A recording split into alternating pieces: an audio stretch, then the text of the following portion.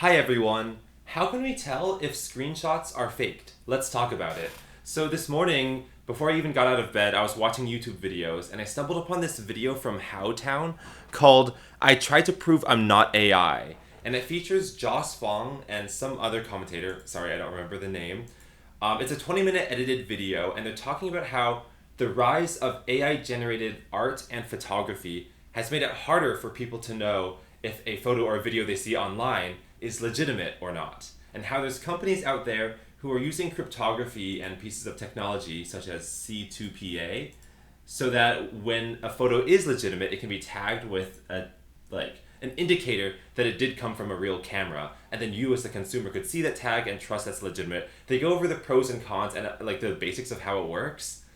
And I think it's a good video. The reason I'm talking about this is because it reminds me of a sort of thought process I had back in 2016 because I was a student at Stanford and I took this course called Thinking Matters Breaking Codes.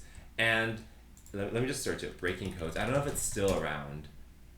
Well, it's not this one, so maybe it's gone forever. Okay, well, it's a cryptography class, but it's not really like a solid cryptography class. Is it this maybe? I don't know. Anyway, it's more of a freshman intro level class that also covers the history of cryptography. So a big part of it was talking about World War II and how the British intelligence team broke the Enigma machine that the Germans used to communicate, and that was able to help the Allies win the war, and that's why Alan Turing is, one of the great minds that helped the Allies win the war. Anyway, so it's like a history class that's also combined with cryptography, and they taught the nitty-gritty details of how RSA encryption works, and it's a very clever algorithm that is used to the modern day to encrypt emails and bank information and everything. And it relies on the fact that if you have two very large primes, like, I don't know, 1001 and 1,000,000,007, I don't know if those are primes, let's just say they are. If you multiply them together, you create a product of two primes, and every number only has one unique way that primes can be multiplied to create it. So if you have the product of two primes, you can't easily find what those two primes were, because there's you have to basically check every prime that's smaller than it. But if you have one of the primes, you can instantly figure out the other just by doing simple division. So it's very clever. And they taught the details, and I guess there's details on Wikipedia, but that's kind of a little too intricate. So basically, I was taking this class in 2016, and I thought to myself, there are a lot of controversies or sort of stories that happened on YouTube, I don't know, people getting canceled or called out for horrendous acts, where the primary point of evidence that convinced people to think one way or another was screenshots, especially screenshots of text messages. And screenshots are just so easy to fake. So if you have a chat log where someone says one person says hey and the other person says I'm gonna stab you or something, and maybe that's a cancelable thing, or maybe they originally said I'm gonna bake a pie for you. This is the original screenshot. Someone who is a hater of this YouTuber could go into the screenshot and change the pixels very, very easily by just this is the screenshot. Okay, let me just add a box around it. They the act of going out and deleting that and just replacing it with I'm gonna stab you, and then just changing the thing at the top to be famous YouTuber, you're chatting with them, is so brain dead easy. And not only is it hard to detect, so if you tried to build a piece of software to detect fake screenshots, it's literally impossible, because down to the pixel level of this edited screenshot, it is exactly identical to if the YouTuber actually said that horrendous thing. If you were to turn this into just a string of bits, every single bit would match. So building a detector is impossible. But I want to ask you, as someone who's probably grown up on the internet, how many controversies have you seen that have hinged on screenshots as proof? You could probably name a dozen cases, right? And I'm chronically online, so I feel I could name 30, 40, 50 cases like this. And I just felt it was so flimsy that we were relying on such a fakeable piece of evidence. And I know a lot of it comes down to how much we trust the source of a screenshot. So let's say like a YouTuber with a really good reputation, maybe like Markiplier, if he were to post screenshots online to clarify his part of the story, I would be likely to trust him because I know he has a really good reputation, he has a lot to lose, and why would he fake something if, the truth just is, on his side, right? But the thing is, like, I don't want to rely on the reputation of people or my trust level with them for evidence to hold water, right? Like, I want to be able to see a screenshot that's even posted by an anonymous, like, Twitter account and be able to trust it. And, when it comes, like, if something like this is not trustable at all. So anyway, I was trying to think about this. And also, there's another element to this that I think is important. And that is, like, we as a society use screenshots a lot more than any other piece to like share information. That's also very important. So here's an example.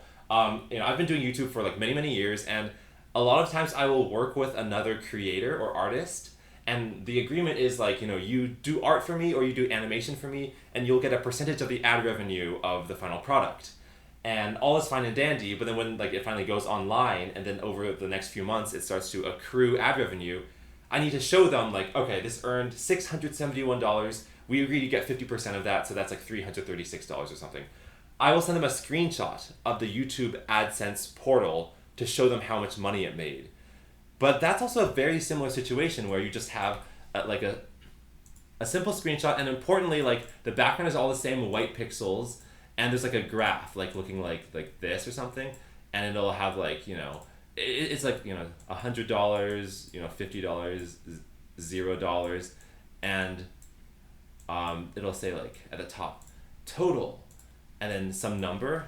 Let's say I was just a nefarious business partner and I was like, I'm gonna fake this. I could easily go in and like crop that out, change the number, and send that to the artist and like shortchange them, and no one would know. Like, I could change it to 200 and be like, I only owe you less money now, and they would have no way to know otherwise. They'd be none the wiser. So I just feel like these screenshots had very little holding power, but also they were trusting me in the same way that I trust Markiplier. Like, they kind of just suss out that like I wouldn't be someone to fake things because, like, I've built a reputation, I want to like live honestly and all that, but they don't know that. Like, I want them to be able to trust it even if they didn't trust me, basically. So, okay, here's the idea with RSA that I think is so genius. And I'm not going to go into the details because that could take a whole course. I mean, that's what the Stanford course was all about. So you have like a private key and a public key that are kind of, I think they're created concurrently by multiplying a whole bunch of primes together. So like you can't just pick whatever you want as a password. I know if you go on like, if you create like a Netflix account, you just create your own password. That isn't the case here. Like in essence, they're like really large primes or something. But the clever thing about RSA is that you are supposed to share your, let me just say secret key, so they're different letters. You are supposed to share your public key as widely and publicly as possible. You could even like print it on a billboard in front of your house or send it to a terrorist organization. That's all fine and dandy because the public key is only used to verify stuff. So, okay, let's say you are, like, your name is John and you want to like agree, and I'm not a cryptography like expert, and I'm sure there will be some in the comments who will like point out small details, but I want to show the basics for the people who don't know.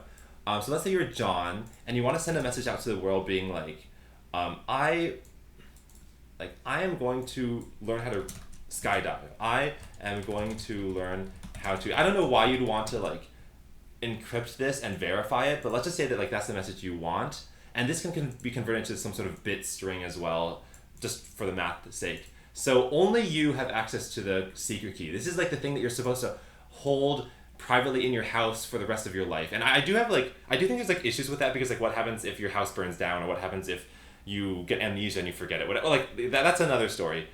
So since you're the only person in the world who knows this secret key, you're the only person who can combine the secret key with this message, and then like I don't know, you like fuse them together, and then okay, I don't know if I'm drawing this correctly, but there's like a hashing function, maybe like SHA-256, or I mean maybe RSA uses something different because it's RSA, whatever, and then encryption, and then you get some sort of like hash output that looks like gibberish.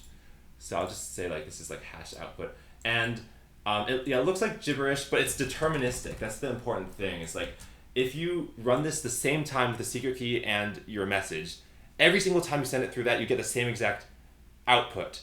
But it's like very, very hard to predict. So if you were to like change one letter in your message from like skydive, like change the E to a Y, like skydive or whatever, the hash output will be completely different and unrecognizable. And that's really important because you want to be able to say, like, sign that like my message is exactly this, and no amount of like tiny tampering with my message will give you something that is like anywhere near as believable. It'll only be believable if it was completely untampered with. And then, okay, so everyone has the public key. So if you imagine like okay, this diagram is just so bad, but yeah, we're just gonna do this. So I'm gonna make a crowd of people. Okay, flip horizontal, please. Flip horizontal. So like trillions of people have access to this public key, and they see this message go out to the public. I'm going to skydive, and it's like, it says John says, and they're like, I heard from Stacy out in public that John is learning how to skydive, but it's just a rumor, and I don't know if it's true. But John has given his public key for the crowd to use, so the crowd can take this public key, and they can take the message, and they use the hash output, and they can like use all three. I guess it's like some sort of like a verification thing, and then this verification machine simply says correct or like legit or illegit. Like that's all it says is like are you good or not. And so if the crowds put it all through and it says legit, then they can trust that John actually said this message, and they don't need to trust John's reputation if he's like a Markiplier-like figure. He could be a terrorist organization, and they would still be able to be like, yeah, he actually said that, I have to give that to him. And I really like how watertight that is. Like, even in the age of AI art and like ChatGPT, who can like give you the answers to basically anything, because of the laws of math and like how hard it is to like, you know, randomly generate something that like matches, because there's like 2 to the 256 bits or something, nothing can fake a valid signature, right? Like, I mean, until like there's like quantum computing, but I know like Microsoft just released that, like, was it Majorana chip thing? So like maybe things are changing, but like large scale, like quantum computing is not here yet. So like as it stands right now, there is no amount of a clever AI or clever like trickery to fake messages, even if you're like a $1 trillion company like Microsoft and Nvidia. And I really like that. Yes or no, legit or not. So okay, this is my really stupid diagram of digital signatures. Actually, I don't know if this is specific to RSA or if this is just how digital signatures in general work. Okay, anyway, this is like a whole bunch of unimportant. I mean, this is important, but it's not the detail of what I wanted to talk about, which relates more to fake media on the internet, which is what Joss Fong's video is about. Like, you know, being able to trust AI art. But mine was specifically more about screenshots. So I'll save this. Oh wait, I don't want to show you my file system, just in case. Like, I don't know what I'm looking at. Okay, so, but I don't want to edit this video, so like you just have to be patient as I save this. Okay, I'm getting the right folder. Okay, yeah, I'm just saving stuff. Okay, so this is image 01. Okay, that's okay. So new image now. Okay, so here's the idea I had. So let's just say we have like Instagram as, or let's say Discord. Let's say Discord as a platform where people are chatting. And first of all, this idea is going to rely that we trust Discord has not been compromised. And like, I think people right off the bat are already going to say like, well, that means it's not going to work because these tech companies keep getting hacked and all that. And I do realize that's a problem. But for the sake of like just explaining everything, let's just assume that Discord or Facebook are never going to get compromised, which they do all the time. Whatever. That looks horrible, but you know, I'm drawing with the mouse. Okay. So Discord provides a platform for which two users can chat. So let's say it's like Sam and like Dan. Let's do Sam and what's a better name? And Greg are chatting. I chose those two names because they don't share any letters and I like that, are chatting. And these messages are all on Discord's data. Oh my god, I right click so delete it. Sam and Greg are chatting.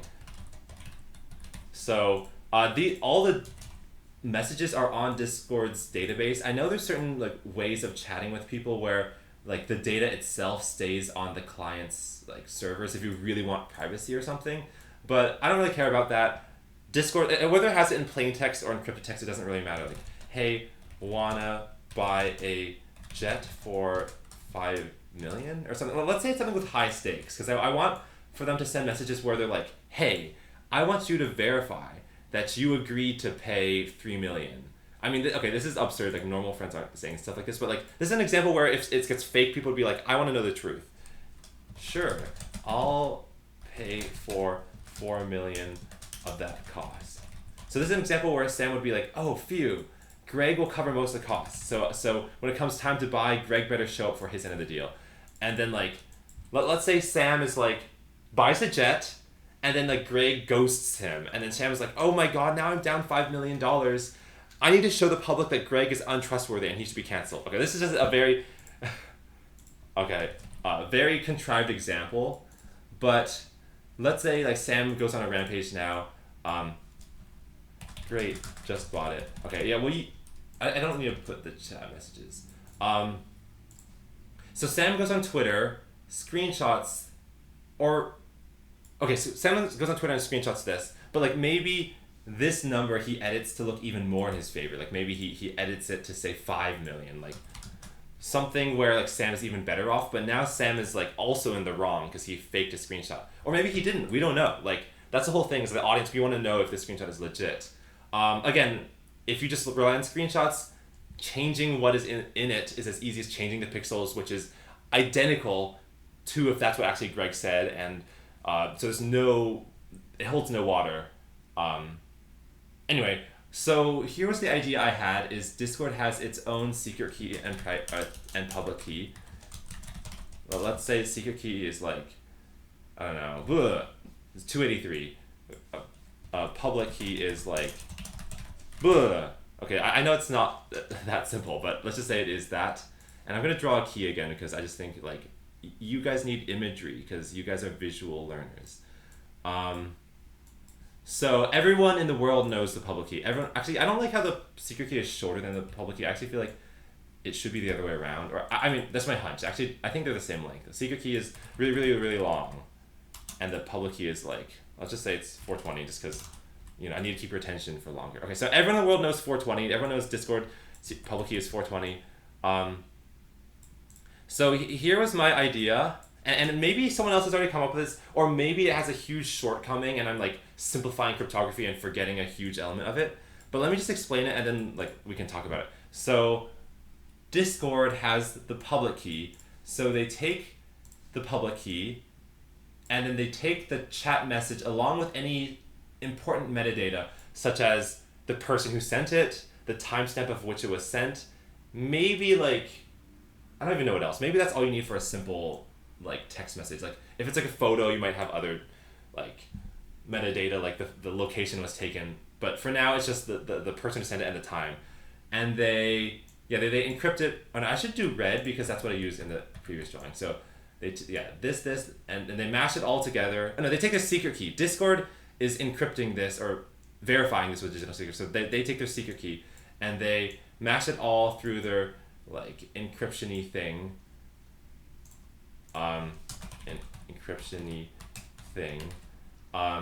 To create a digital signature to verify that Discord, like basically what Discord is saying is not so much about like if Sam is a good person or not, but what they're saying is like, we as a platform of Discord do confirm that this message was sent by Sam like at this time, and we don't know why Sam sent it, we don't know like what the context was. Maybe context would be important as well, but like we can just verify that this message was sent, and the hash would be like maybe to make the hash look different from the keys, I'll just use 1s and 0s like that. And then here's what I was thinking is like, this is not very human readable, nor is it very space efficient. So this would be converted into some sort of like QR code pixel thing. So like, I don't know how to draw that fast because you guys like, I know you got busy lives, so I'm just gonna like draw a bunch of random squares. So this is my version of a QR code, and maybe it's like really long actually. I was thinking it would. I mean, maybe this is all very like basic stuff, but the new concept is that the QR code, I was thinking, should show up in the screenshot itself, like on the UI as people are chatting. So it should be relatively unobtrusive So maybe it looks like kind of like a dotted underline or somewhere. And this gets pasted for every single message. It's going through the same encryption thing for both sides.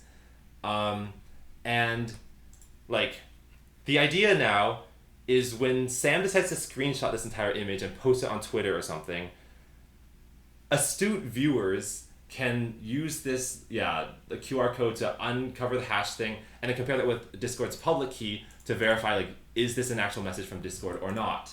And that way, for the astute viewers who are very critical of truth, like they want truth above all else, they don't care about like gossip or whatever, they can get to the truth. So they combine this with the public key, and I think that's it. Maybe I'm forgetting something. Maybe like the message itself, I forget. Anyway, like then they send it to the verifier thing and then it says yes, legit. Okay, I think you get the idea. Verification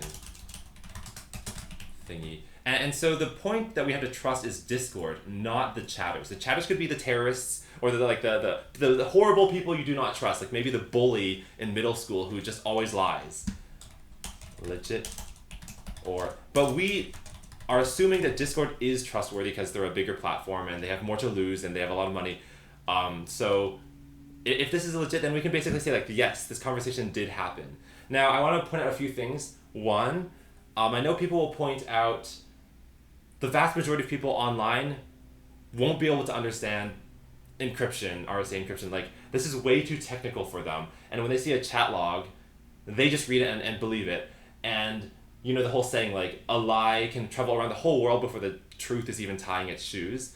How, like, these, even if they were, like, if someone just still fake the screenshot and replace this with 5 million, even if the signature down here becomes illegitimate, it could still spread to like 1 billion or like maybe 1 million people online before someone calls it out. And yes, I do think that it's still a shortcoming, but I've always thought that like if there's like a 90-10 rule in the audience population, like let's say only 10% of the population has some app that can do this verification thingy, then the 90% of people who are more casual and don't care as much would look in the replies of this evidence and see if the astute 10% say like this is legit or not.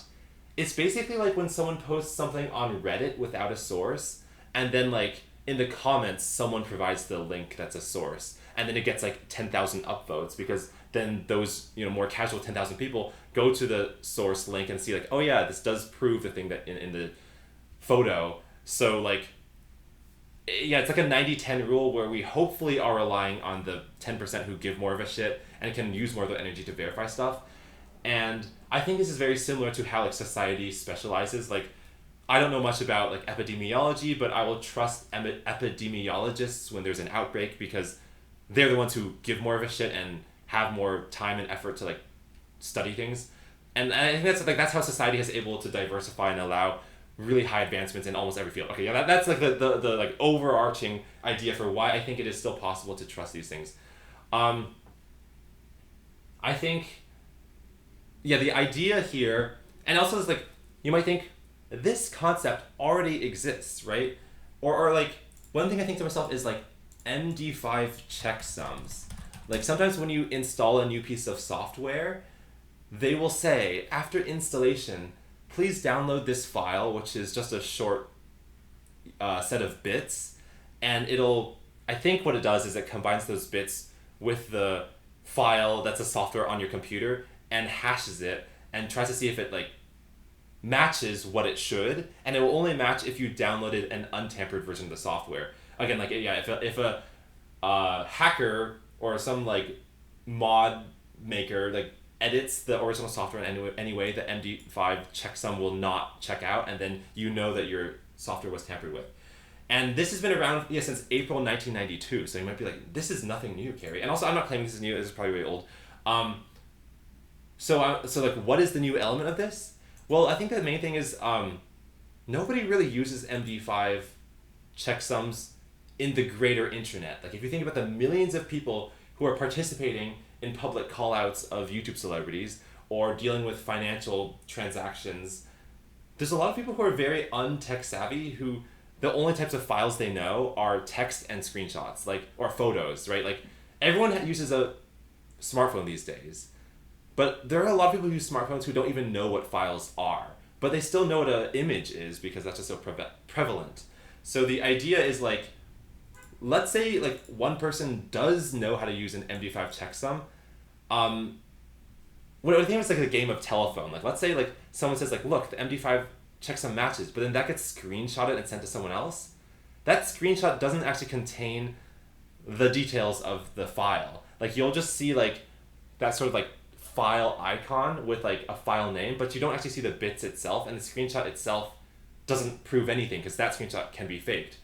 The idea with like this QR code thingy is that all you need to verify everything is in the context of the image itself. And like, as we know with like low quality memes that spread online, like deep fried memes, we know that like when memes spread online, people who think it's funny will screenshot it and post it again, screenshot it, post it again. Every time it loses a bit of resolution and quality because, you know, it's getting resized and all that.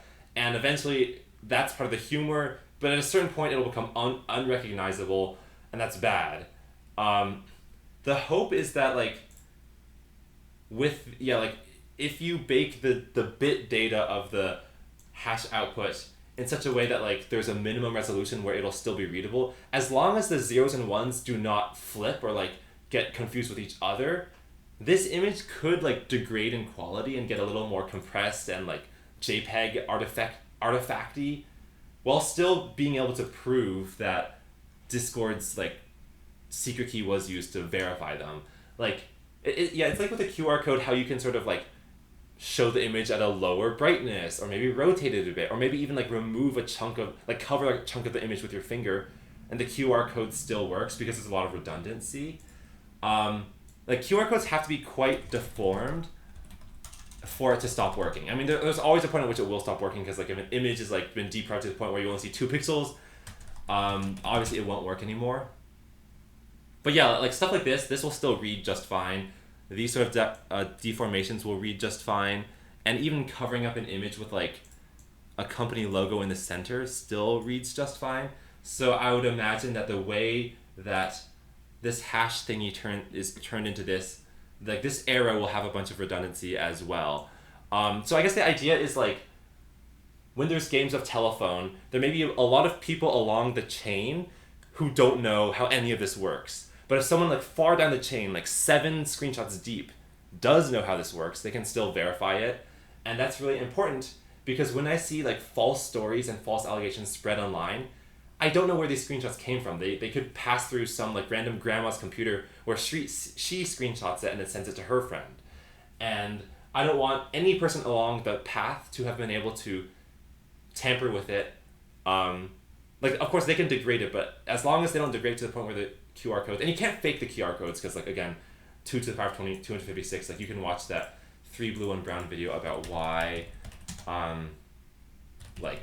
it'll never be faked. It's like, it takes longer than the lifespan of the universe or whatever. I'm sure if you've, like, taken any class in cryptography, they've drilled this point in home very hard.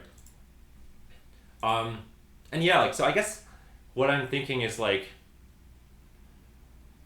okay, so I want to like talk about YouTube ad revenue, because that's the side of it where I feel like it's less about just gossip, even though, you know, for a lot of content creators, protecting their reputation is as significant as basically keeping their job and keeping an industry afloat and all that. Like, that is important in its own right. But the whole thing about like sending finances to people, yeah, so many people I think will take screenshots of like bank accounts and just use that as evidence when that's so easily fakeable. But I'm sure people are like, oh, if you look at the highest levels, like $1 trillion bank sending money to another $1 trillion bank, I'm sure they are sending like MD5 checksums or some sort of file that verifies it. So this already exists. But I just think that like it's happening way more often at the lower levels, where like thousands and thousands of people who don't have the resources to do that are just sending screenshots. And I think the thing about screenshots is it's so fast. Like, that's the other thing I want to point out, is like, any other sort of system will probably take downloading some software, or like learning how, like what type these file types even are, learning how to send them to other people and learning how to read them. All that stuff is really inconvenient. And I know some people are like, oh, you can learn it in 10 minutes. That's like nothing. But I think like what I want to point out is that any level of inconvenience longer than like 0.5 seconds will already deter like thousands and thousands of people. Like we saw that Google went out over Yahoo because it loaded like 0.5 seconds faster. Like convenience is so important here. And I think what we've learned over being on the internet for like 20 years is that the speed of screenshots is just ridiculously fast. Like I could go like boom. Okay, well Windows 11 is weird. Like, okay, well you probably didn't see that because Windows 11 probably like hit it. But like you can take a screenshot in like 0.5 seconds and I don't think anything is going to beat that. Like no MD5 is going to beat that. No sort of like, I don't know, McAfee antivirus like file checking service is going to beat the speed of screenshotting, which is why I just feel like all the information has to be carried entirely in the screenshot. Like I guess I'm saying that word so many times, but I just think that's why it's powerful.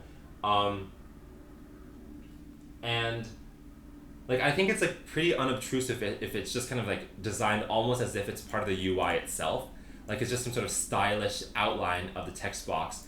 Then like unassuming people who have gotten their phone for the first time because they just turned 13 years old or something, none of them will think anything is amiss. Like they just think, oh, that's a cool little design at the bottom of it. So I think it being unobtrusive should allow for it to spread more quickly. I guess some other things I wanted to say are like, one, I will never develop this because like that just takes too much time, and also I think I probably overlooked a billion issues. And two, like yeah, like if Discord gets hacked, all of this falls apart. Like if anyone finds a secret key just like lying in their database, it's all over. And I realize that it's true, but that is also true in the current day. Like we rely on Google Forms and Google Sheets and Equifax and just the US government like not getting hacked, and they always do. And like I'm sure like thousands of companies are storing extremely sensitive data on those databases. So I think that's already happening. And yeah, that's why I feel like this would be good. But yeah, even though like I the finances is one aspect of it, the biggest part of it is clearing up drama and misunderstandings online. And this is talking to more of the psychological side of the equation.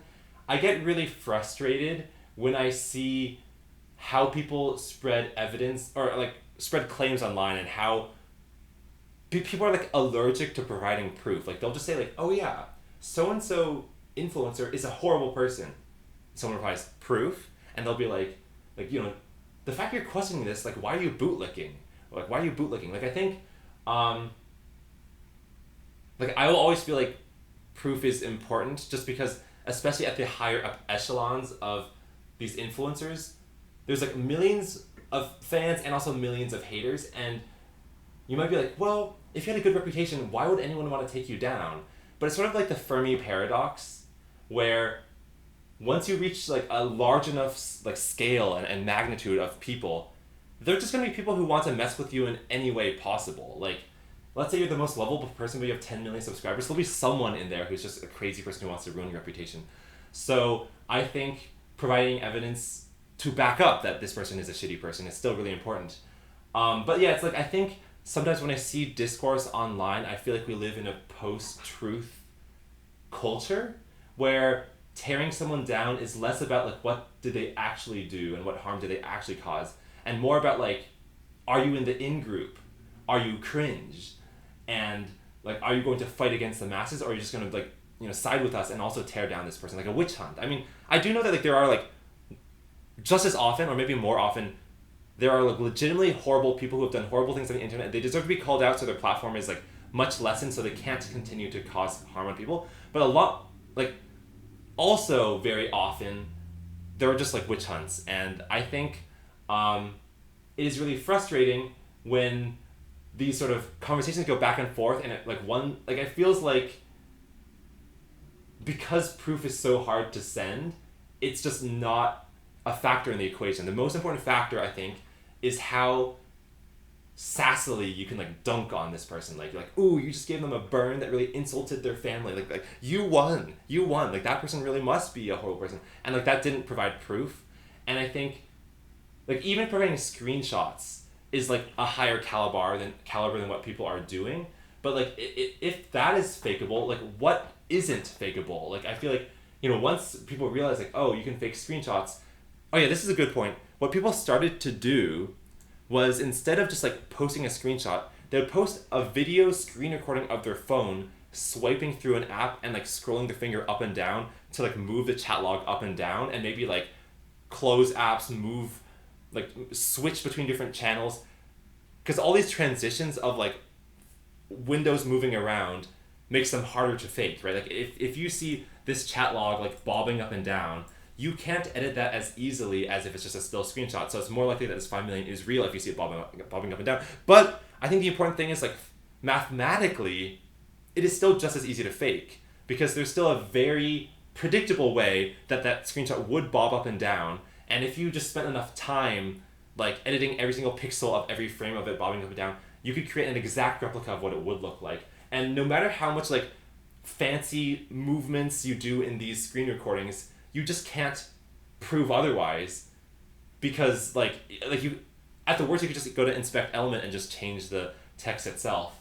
So like, yeah, I've noticed this increasing trend of recording screen recordings, and I just feel like, yes, it is harder to fake that, but it's not impossible. And I guess like a lot of the conversation is, how hard is this to fake? Not that it cannot be faked.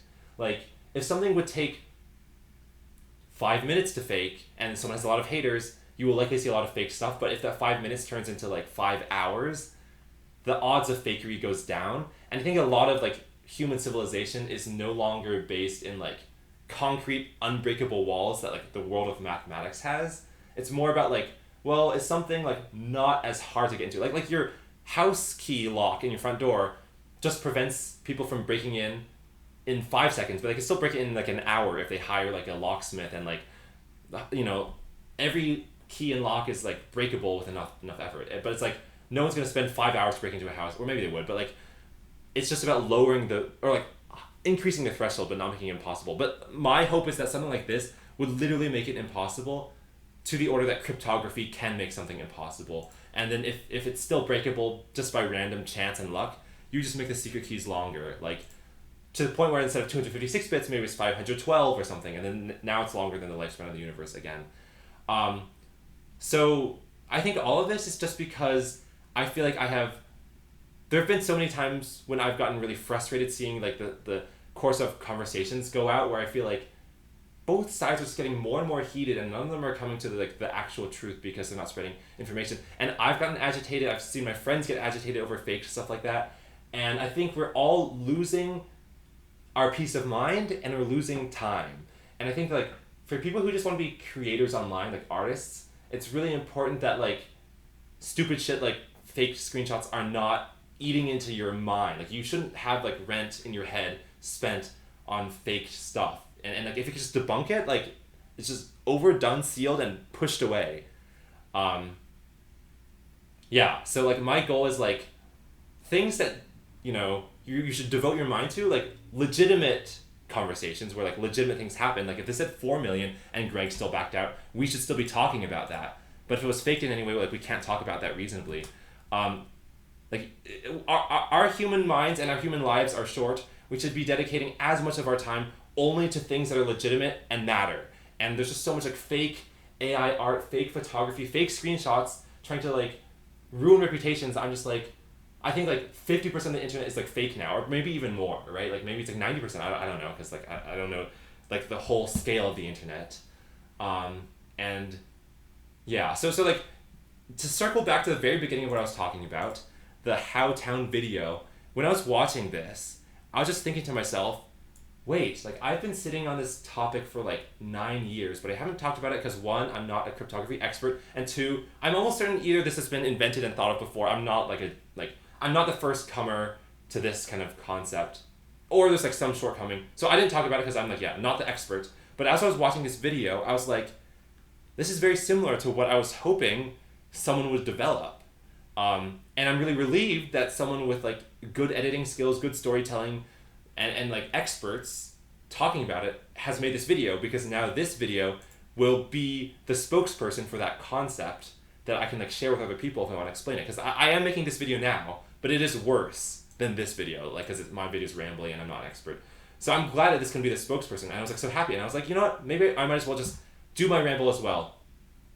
And then the other thing is like, okay, the last thing I'll say is in order for this to work, it needs, well, I don't know if it needs mainstream adoption, but it would need like the powerhouses of conversation to adopt it. So like if some company, like I don't say some random company, but like some small company develops this, they're gonna have absolutely no power to implement anything until Discord signs up with them. So I'm sure like the same thing happened in this video.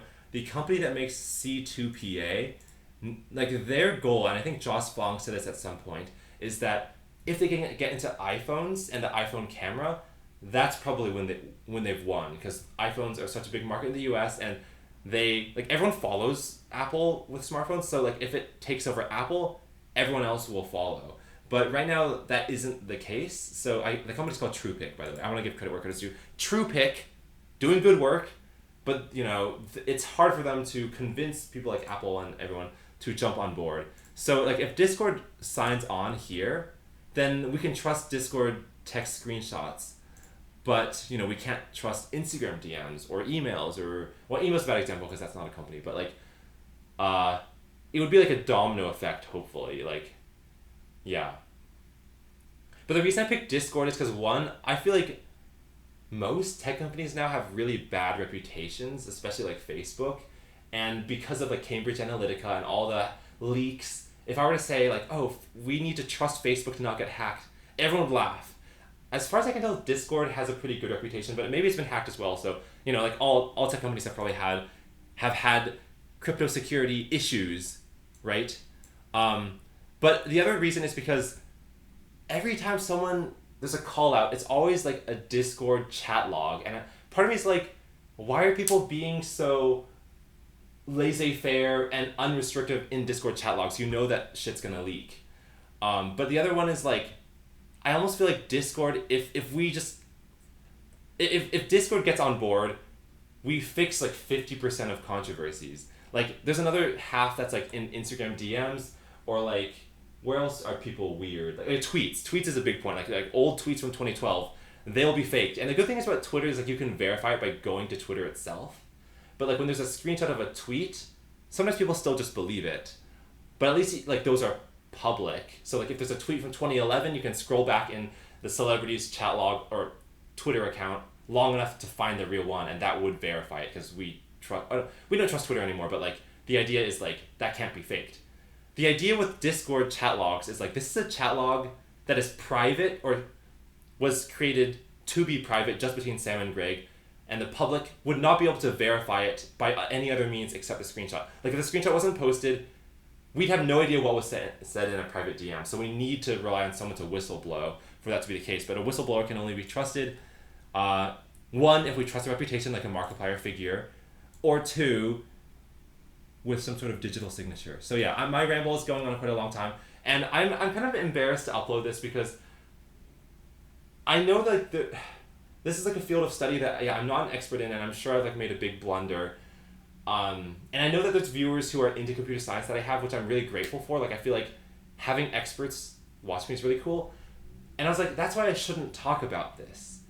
But then I also think to myself, like, the internet has gone, like as we wait for people who are experts, or okay, basically, the nefarious people will run 10 times faster than the people with dignity. Like the AI fake, like scams, like deep fakes are going 10 times faster than the people who are like, I'm gonna wait until I have the proper research, and I'm gonna wait until I have a PhD in cryptography, or someone with a PhD like works with me before I make a public statement.